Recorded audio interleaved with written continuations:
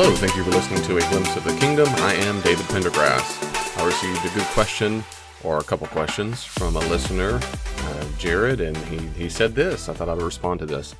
He said, I had a few questions from reading Matthew's Gospel, and I was hoping to get some insight from you. Matthew claims a, quote, fulfilled prophecy in 26:55 and 56, and this is what it says. At that time, Jesus said to the crowd, Am I leading a rebellion that you have come out with swords and clubs to capture me? Every day I sat in the temple courts teaching, and you did not arrest me. But this has all taken place that the writings of the prophets might be fulfilled. Then all the disciples deserted him and fled. End quote from Matthew 26:56. Then Jared says, but he doesn't say that what prophecy he's referring to, and I couldn't find anything similar in the Old Testament. Is it a prophecy that didn't make it into the scripture, or did I miss it? That made me laugh because that's a good question. I mean, these are good. You didn't miss it. I'll come back to that in just a second. Was Jesus or Matthew just wrong? This is what Jared asks. Was Jesus or Matthew just wrong? Then he goes on and says, Matthew 27:9 claims a fulfilled prophecy from Jeremiah, but the passage he quotes, or paraphrases, is actually seems to be from Zechariah 11:12-13, which also doesn't seem to be a messianic prophecy. I've read different explanations about what happened, but was curious about your reflections on it. And I'll just finish this up and I'll come back to this. Finally, back in chapter 2, 17-18, Matthew claims Herod's slaughter of the innocents is a fulfillment of Jeremiah 31:15, which reads as follows. This is what the Lord says. A voice is heard in Ramah, mourning and great weeping. Rachel weeping for her children and refusing to be comforted, because her children are no more. End quote from Matthew 2:18. This didn't seem like a prophecy, nor did it sound like it had anything to do with Herod, but about the Babylonian captivity. I feel like I'm missing something that is pretty obvious, but I'm not sure what it is. I feel like a lot of what I read in the Gospels that are fulfillment of prophecy aren't really prophecies about the Messiah. Anyway, if you can help, I would appreciate it. Thanks. These are great questions, Jared. These are good questions. And I have thought about these questions a good bit, and how to say it in certainly a kind way. And that is the first thing, and that is these are good questions, and they're common questions. They're so common. This is really standard stuff that we covered in Intro to New Testament. Most Intro to New Testament classes, you'll talk a lot about what do we do with fulfilled prophecy. Now, because it's introductory doesn't mean I'm slamming you. I'm saying it's such a good common question that they deal with it right off the bat. And I'm not exactly sure which order in which to take these, but you're not missing something. These are genuinely good questions that scholars give various opinions on, and you get to make up your mind. But before I reflect on fulfilled prophecy, you might say in general, I want to cover some of these very specifically that you mentioned, if that's all right. And the first one, I'll just go in order which you did, and that is in chapter 26 and 56, when you said that this is to fulfill a prophecy, and you said you couldn't find anything where there's prophecy, and you're right. You're right. I think that's safe to say that most scholars think that with these kinds of texts, like in Matthew 26:56, that the scriptures of the prophets would be fulfilled, and when there's no reference, they typically refer to an early church narrative of text. You might say almost a list. I say a narrative, but it is like a narrative of a conglomeration of what we call testimonia, or a list of text that the earliest Jewish Christians had from the Old Testament, very, very particularly from the book of Isaiah, that explained why Jesus had to suffer, And so it's very common in these kinds of texts to presume that what is in the background are what are known as the suffering servant songs in Isaiah 51 and 53, 54. There's a few texts. If you haven't read them, if you read them, and if you grew up in church at all, they're going to sound familiar. The Messiah, the musical that came out centuries ago, it's based on a lot of these texts. But he was wounded for our transgressions, by his stripes we have been healed. That's all from Isaiah. What's interesting is those texts aren't quoted often in the Gospels, but they are quoted sometimes, and they're certainly alluded to.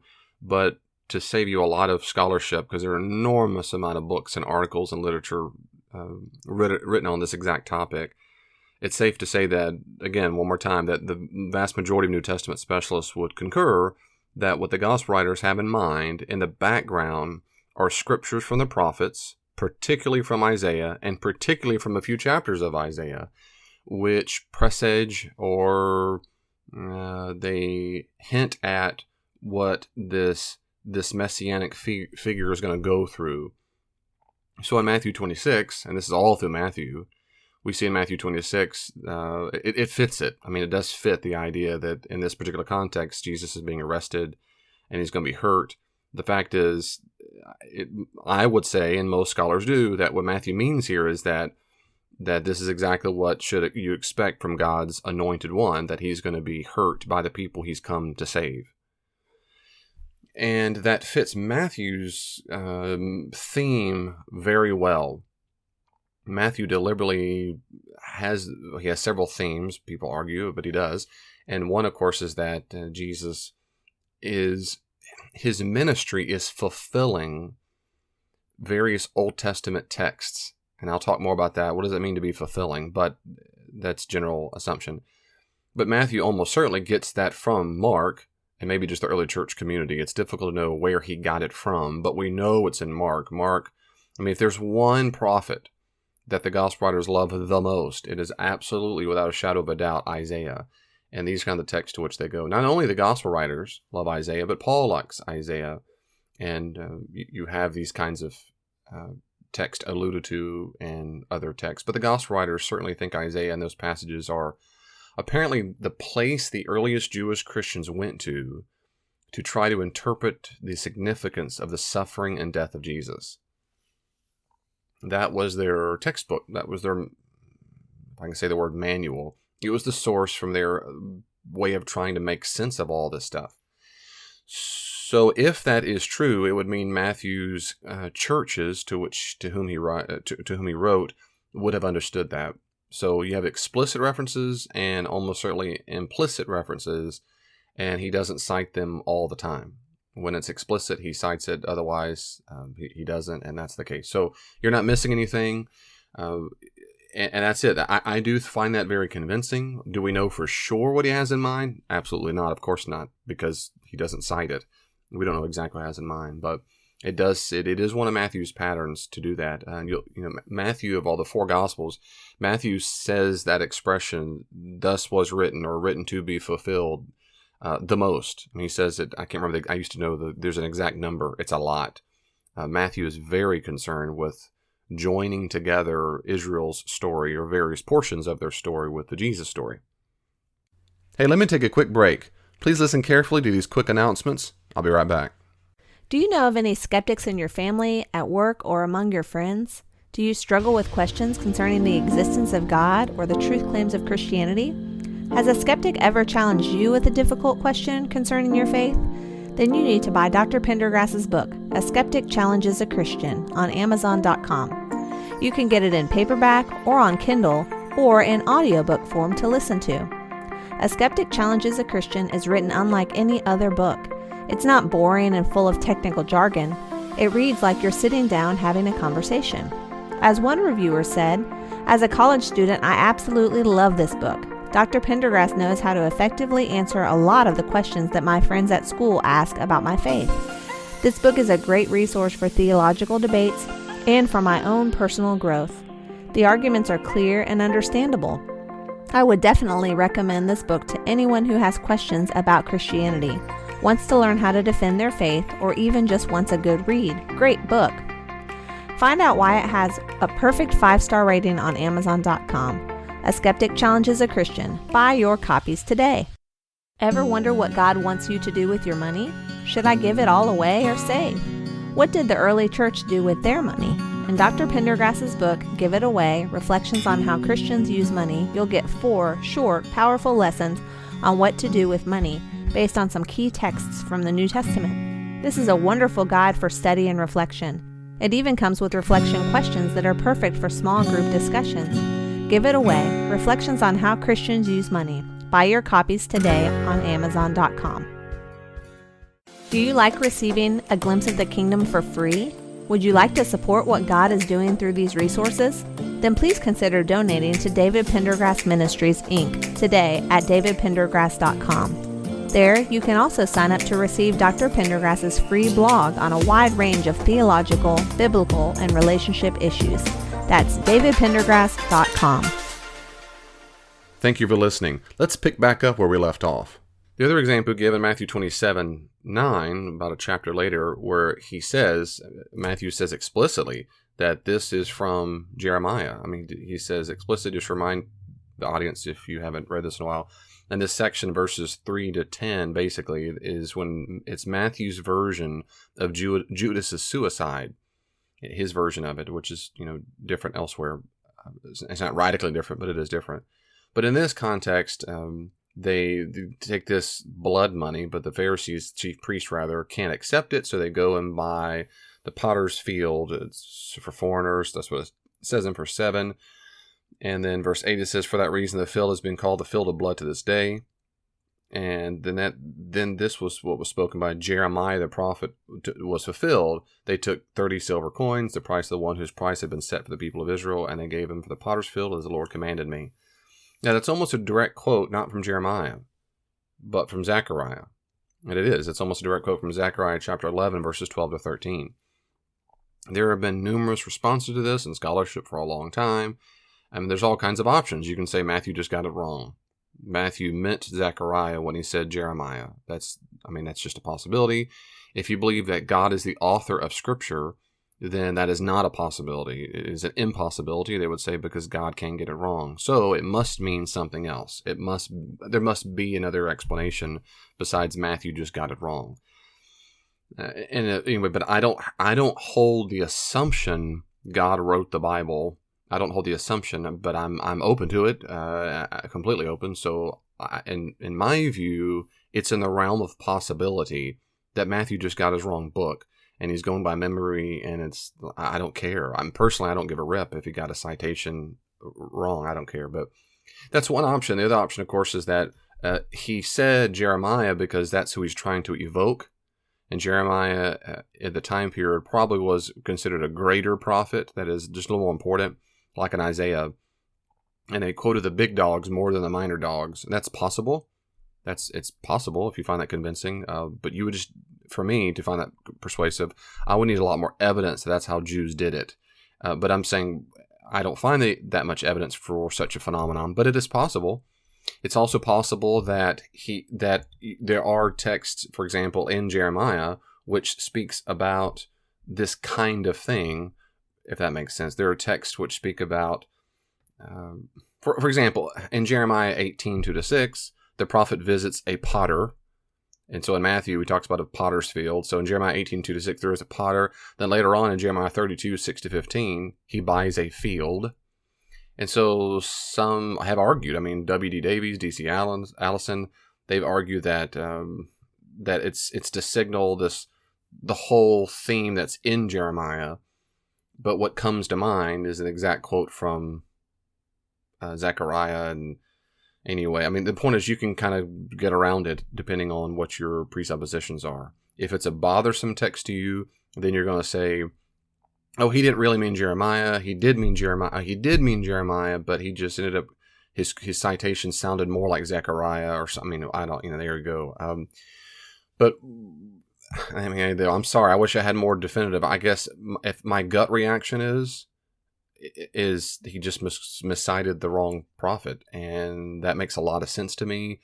We know for a fact that the ancient Jews respected Scripture a whole lot, but the actual manuscripts themselves were quite expensive, and it's not like you went to the local Sanhedrin, the synagogue down the street and grabbed all the scrolls of the prophets. They didn't own all of them, at least for the evidence that we have. They would have shared them. They might have had a couple really biggies, like a scroll of Genesis, or maybe the Torah, or maybe from one of the prophets. But almost certainly they did not possess a library of all of the books we call the Old Testament. And so it's very likely that all the gospel writers and all the earliest Jewish Christians just heard these texts in the synagogue over and over and over and over, and sometimes they got their citation incorrect. I find that most persuasive. And if I'm wrong, then I'm wrong. Okay. Again, since I just don't really care, I don't really care if I'm wrong either, because I just don't see the difference it makes. But back to your exact point, okay, let's say it's from Zechariah. Even if it's from Zechariah, is that prophetic? Does that mean that it is prophetic when he's talking about it in the text as Matthew meant? So let's say it is Zechariah. Let's say it's Jeremiah. I mean, it doesn't matter which text it is, because it seems to me, because Matthew's using the text, wherever whence it comes, to say this is to fulfill what the prophet said. Now, I'm going to come back to that in a little bit. I'm sorry to keep doing this, but because I'm going to have one basic thing to say about all these texts. So your question is that a messianic prophecy? And my response is no, but I'll come back to that in just a second. And then you go back to chapter 2, and he says Matthew talks about the Herod slaughtering the innocents, and you're exactly right. He does do that, and he talks about how this is to fulfill the Jeremiah 31:15. See, again, Matthew likes Jeremiah and Isaiah, but and that the comforting, the voice heard in Ramah. Now, Ramah is a town not too far from Jerusalem, and that where Rachel is weeping. Now, in Jeremiah chapter 31, you're right. It is about the Babylonian captivity.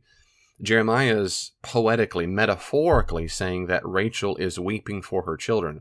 Well, that's a metaphor because Rachel had been dead for a long time. In fact, she wasn't buried too far outside of Jerusalem.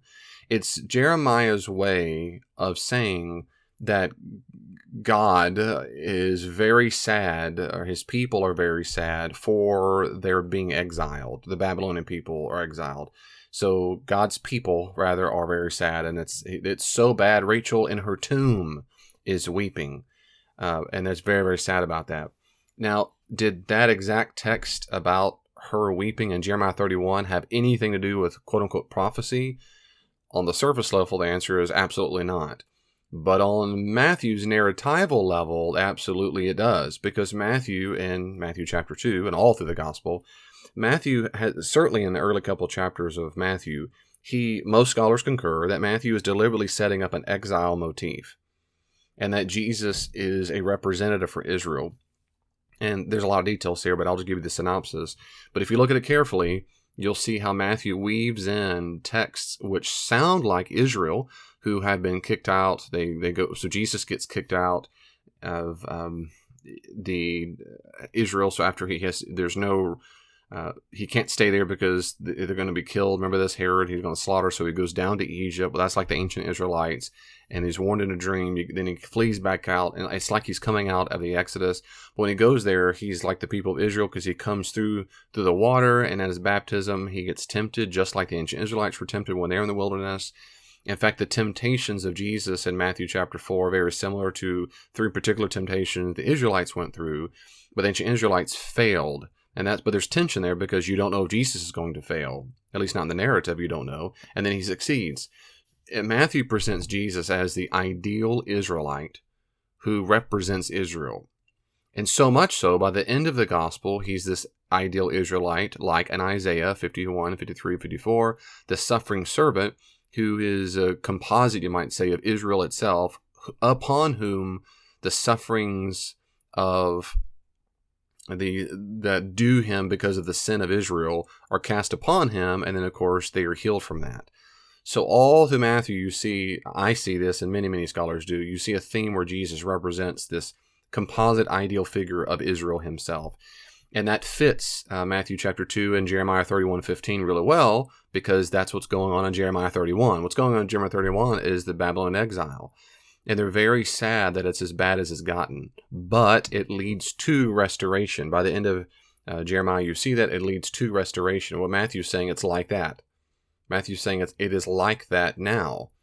It's like that now. The fact is, there's weeping because God's people are being, just like in Jeremiah and Babylonian captivity, people have been punished and been exiled, and it stinks for them. The death is threatened, and it seems like they're being kicked out, and God's abandoned them. It's like that with Jesus. That Jesus himself, the Messiah, also had to go through suffering. So it sure seems to be to me that Matthew is just making an analogy, and and I'll talk more about that in a second as well. Sorry about that, but I'm almost there. So when you say I think I'm missing something, and maybe and so forth, you see that in the Gospels a lot of fulfillment of prophecy. I agree with you. And so here's the big Sorry, I've been waiting to the end. Here's the end. My response is, you're exactly right. That it seems to me you are right that when you read these texts at quote unquote surface level, these are not fulfillments of a quote prophecy.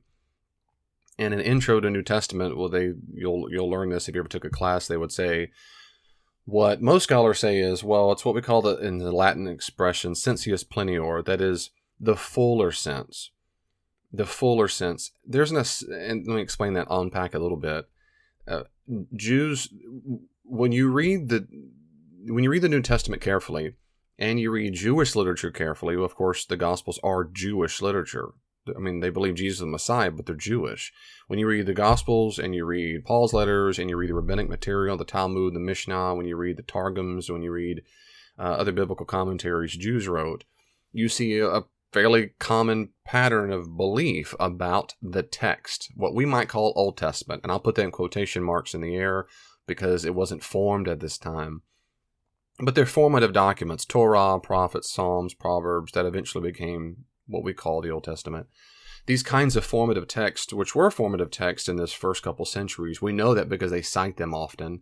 Not every single text often, but several texts often. They're very formative. The Jews had no problem thinking these formative texts could be used to interpret whatever they were going through right then. I mean, that was it. They used those texts as an interpretive lens through which to see what they're going through. They did. So imagine if there's a really bad thunderstorm and they go, why was that thunderstorm so bad? What happened? They will go to what we would call their Bible and say, oh, it's because, just like it says in Exodus 26:14, I'm making up a verse, the storm will come and hurt us. My baby died. How do I make sense of that? Well, that's like the text that says, so they went to the Old Testament that they considered sacred and special and unique as God revealing himself to their ancient ancestors, and they used it as a guidebook to say, well, if it made sense to them back then, surely it can make sense to us now, and he can be speaking to us now to this current situation. Which means they had no problem doing what scholarship today, I mean, they'll get you a bad grade on a test and a paper, and that is ripping things out of context. Because they don't care about the context. And that's overwhelmingly obvious when you read Jewish literature. They do not care about context. With a rare exception, they do not give a rip. I mean, they don't give a rip. Words, phrases, sentences, paragraphs, they don't care. It's like every single word is independently authoritative, like a brick that you can just take away, like a Lego brick, and you just take away, I'll put it over here, I'll put it over here. And they don't have a problem with that. They don't. It's all through the ancient world. Jews did that. Early Christians did the same thing. So Jewish and Gentile Christians ended up doing a very similar thing. And we can see this as early as the end of the close of the first century, beginning of the second, letter of Barnabas. And you have these documents where these earliest Gentile Christians then go to their Old Testament and then start radically changing the definition and, the usages of these texts. They just didn't have a problem with it at all. And this became the way to do it in the late antiquity. So the early church fathers did the same thing. They ripped things out of context all the time. All the time. And that's my first response is what you've noticed here, what you've notice it's a good astute observation, and that is you have put your finger on a common Jewish way of interpreting the text. Now they have other ways of doing it, and in scholarship we break these down because Jews typically follow certain patterns of how they did it, of how and when they use certain verses. For example, one of the very common ways Jews like to do this, we see this in Paul's letters all the time. He likes to cite Old Testament verses that have the same word, and he'll put them back to back to back. He does this in Romans several times. So if any kind of word like the word grace pops in his mind, or rock, or Billy, or whatever, he'll cite, it's like this, and this. And those verses are all ripped out of context, but has the same word, and he'll use it.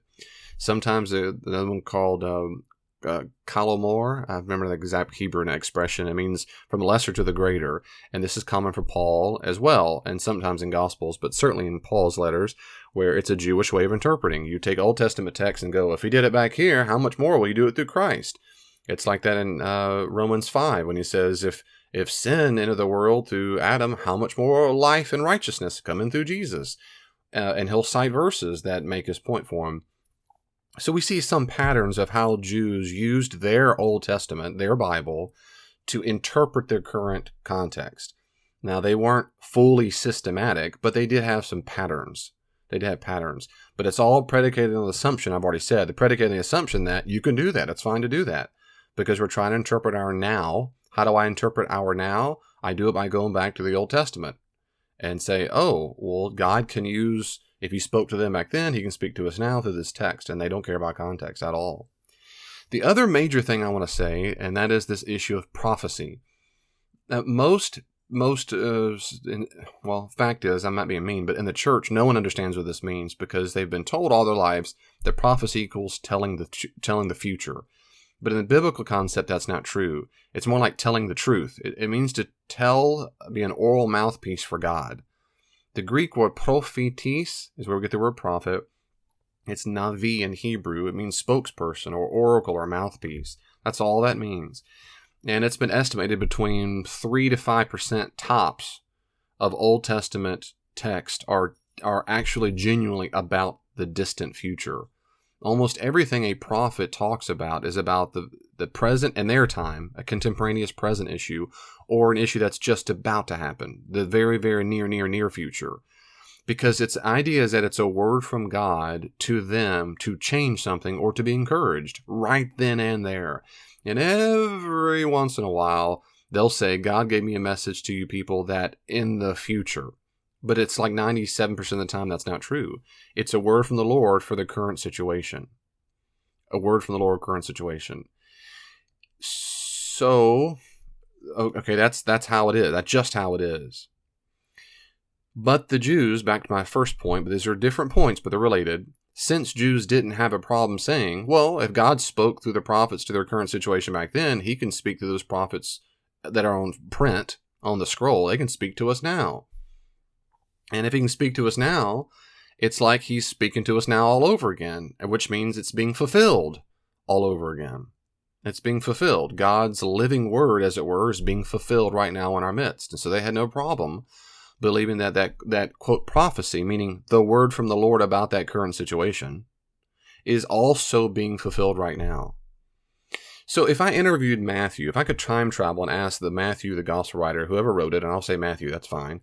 If Matthew, let me ask you a question, Matthew. When you said, this is to fulfill, like in Jeremiah, so let's go to Matthew chapter 2. I'm looking over Matthew's gospel with Matthew. I say, Matthew, I notice here in chapter 2, 17, 18, you quote Jeremiah 31:15, and you say this is to the fulfillment of Jeremiah 31:15.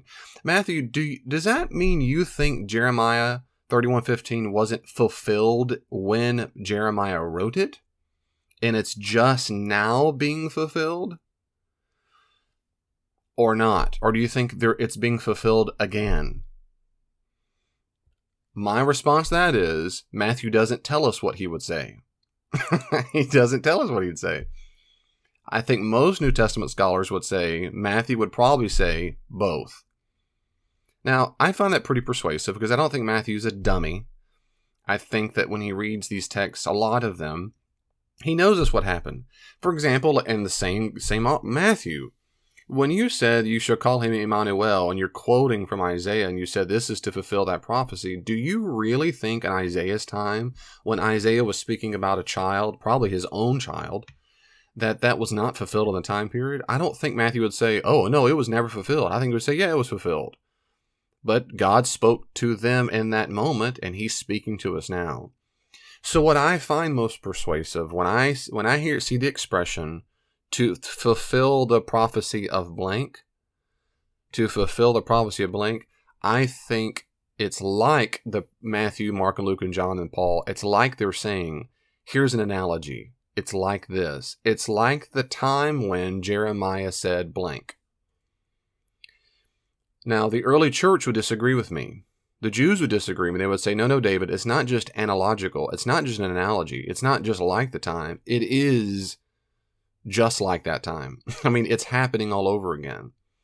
So in Isaiah 7, when it says that you shall call his name Emmanuel, because that child being born is representative of God the Father rescuing people, it is just like that right now with the birth of Jesus. I think that's what they would say to me. I think so. I don't think I just disagree. I think they're using the text more like an analogy. It's like that time when Jeremiah said, "A voice is heard in Ramah, mourning and great weeping, Rachel weeping for her children." It's like that text is coming true all over again. It's like that text is coming true all over again. That's the way I read those texts most of the time. Most of the time. Again, I don't know for sure. I might be wrong. Matthew might really have thought Jeremiah 31:15 was never fulfilled, and we were waiting for centuries for it to be fulfilled, and finally now it is, with Jesus and Herod and so forth. Maybe so. Maybe so.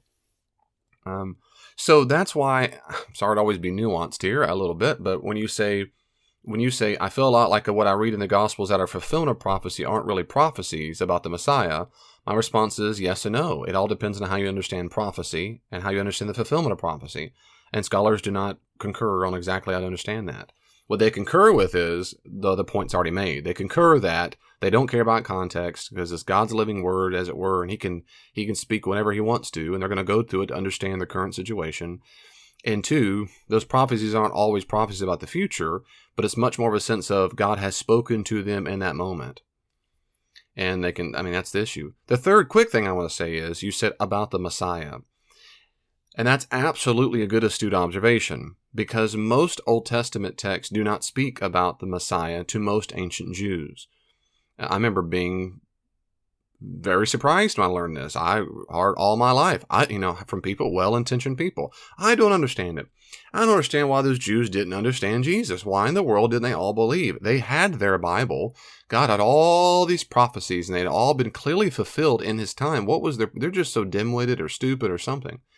Until you go and read ancient Jewish literature. Very, very few texts that the earliest Jewish Christians said were messianic were actually considered to be messianic by other Jews. It's like saying the Jews weren't looking that direction. They weren't looking at those texts and saying, these are clearly messianic texts. We know that because we don't know what every single Jew was thinking. But we know what a lot of interpreters were thinking because we can read their ancient Bible commentaries. We have several of them. We don't have all of them. We have several of them. You can read commentaries on Numbers and Deuteronomy and Exodus. You can read what they were thinking about these texts and then compare it to how the earliest Christians wrote about those texts. It's surprising how different they are. And they are different. For example, in the book, letter of Romans, the Apostle Paul makes a lot, like in Romans chapter 4 and other passages, and in Galatians 2, about Abraham just trusting, and it was reckoned to him as righteousness. He just had faith. It was reckoned to him as righteousness. And Paul's whole point of using that text from Genesis 12 is that Abraham did not need to do anything. He just needed to believe in God's promises. And Paul's point, it's just like that with Jesus. You don't have to earn it or do anything. You just have to believe in Jesus. That's against his Jewish opponents.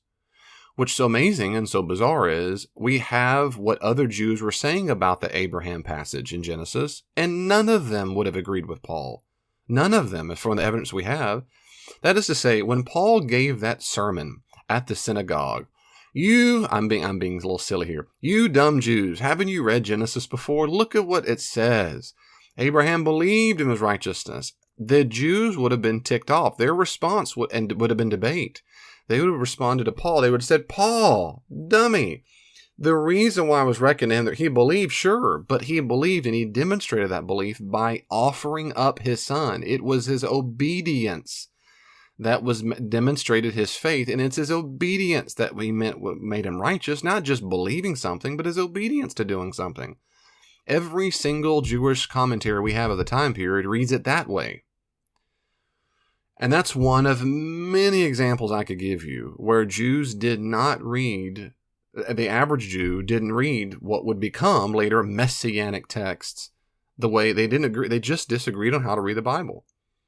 And New Testament scholars have noticed this for a long time. And they say, well, why is it these earliest Jewish Christians go back to these texts and say, this had to have happened from the Messiah. These suffering servants, it had to have been that way. Why is it? And basically everyone concurs. I shouldn't say everyone, that's a scary word. The standard New Testament view among scholars is Jesus. What we call in scholarship the Christ event. the ministry, the death, and resurrection, ascension of Jesus. That is, Jesus became such a fundamental, overwhelmingly groundbreaking way of understanding reality. They went back to their Bible, as all Jews did, and tried to make sense of their experience, not the other way around. And when they had that experience and look back on the whole time, they go, oh, it was there all along. We see this exactly in Luke chapter 24, and the disciples going to the walk of Emmaus, and Jesus comes up and says, what you all depressed about? And he says, are you the only person who's ignorant about what's going on? No, tell me all about it. We thought this guy was going to restore Israel. We thought he was. And it says Jesus had to lead them through the prophets and scriptures to say it was necessary that the Messiah suffer. Every New Testament scholar that I've ever read concurs. That is Luke's way of saying this is a real pressing issue for our churches. Jewish believers who are on the fence or they're converting to Christianity, this is very difficult for them. How in the world is it that God's Messiah would suffer? And these earliest Jewish Christians came up with a bunch of texts from the Old Testament, a bunch of them that were the standard go-to verses to prove their point. That the experience was justified because, these texts have been here all along. And the list of those scriptures we tend to call testimonia, a list of these Old Testament texts that demonstrate this narrative of this experience of Jesus. So that's the last thing. When you say they're not prophecies about the Messiah, my response is it's probably true and false. If you ask a modern day Jew or an ancient Jew, is Isaiah 53 about Jesus? Is Jeremiah 31 and really about and Matthew 2? Is that really this voice crying out in the wilderness, the Ramah, Rachel weeping for? Is that really about Jesus? Every single Jew today is going to say, no, it's not about Jesus. No, it's not. It's about Babylonian captivity. But Christians are going to say, well, yeah, it was. And we're going to there we go. We disagree about biblical interpretation. And the Christian response is, well, if a Jew said, why do you read it that way? They did that to Paul. There's no doubt they did that to Paul and the earliest Christians all the time. All the time. They would look at Paul and say, Paul, have you ever read your Bible? Cursed is the one who hangs on the tree. Have you read Deuteronomy 21? And Paul says, absolutely, I've read it. That really was about Jesus because it says, yeah, that's right. He's cursed. He became our curse. He became our curse. That's the main point he makes in Galatians. So Paul had a difficult exegetical job, interpretive job of convincing his fellow Jews that they need to read their Bible differently. And today it's the exact same thing. It's just the same thing. You ask the average Jew today about messianic prophecies. If you line them up, some would align with New Testament stuff. Some would, but the vast majority probably would not. And they would read these texts and go, these are clearly prophetic. And we would say, clearly they're not. And they would say, what makes you think clearly they're not? And I would say, because they don't apply to Jesus. And they would say, we don't believe Jesus is the Messiah. And we're going to say, why not? They're going to say, because he didn't fulfill these other verses. That's the circle. And we'll say, Jesus didn't fulfill those verses because those verses aren't messianic. And they're going to say, why do you think they're not messianic? And we're going to say, because they're not about Jesus. And they're going to say, of course it's not about Jesus. It's about the Messiah. Jesus can't be the Messiah because he didn't fulfill these verses. You see the circle over and over and over? And that's almost certainly what happened in the earliest primitive church. And that's why most scholars concur. What made these earliest Jewish Christians change sides was not biblical interpretation. It was the actual experience. They really did think Jesus really was the God-man. He was God the Father's viceroy on earth, and that he really was resurrected. And it really seems to have been the case that they saw him alive after death, not in the heavenly realm like a vision, but he ate fish. He was alive and well. And they had to say, well, now what do we do? Because our biblical interpretation now has to fit the experience we've had. And we got to do that well. And that's almost certainly what happened. So I've said a mouthful probably too quickly. I'm sorry if it was, Jared. But these are good questions, good stuff. If you have more questions or comments or agreements, disagreement, let me know, brother. And I'll do my best to help you out. Well, the conversation isn't finished. You can always reach out to me on social media.